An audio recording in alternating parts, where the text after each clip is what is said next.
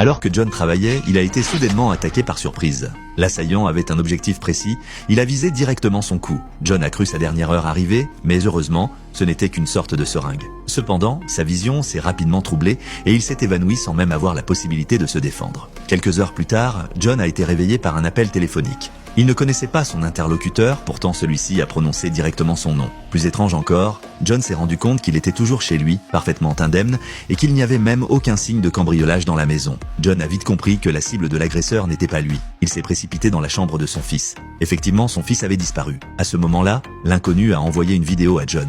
Dans la vidéo, son fils était retenu prisonnier dans un entrepôt délabré. L'homme a finalement révélé son objectif. Il voulait que John l'aide à accomplir une mission, après quoi, il libérerait son fils. N'ayant pas le choix, John a dû obéir. Suivant les instructions, il s'est rendu à son propre entrepôt. Une caisse était apparue sur le sol.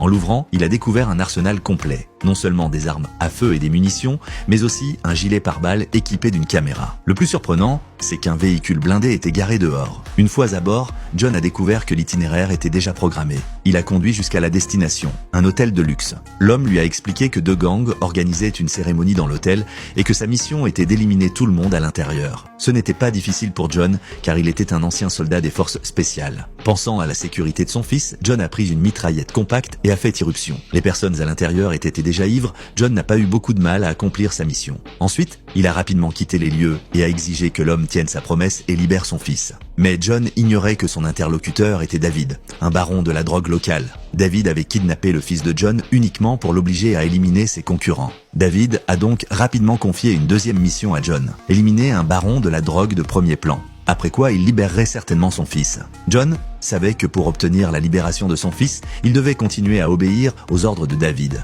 Il a donc commencé à élaborer son propre plan. Ce film s'intitule « Compte à rebours mortel ».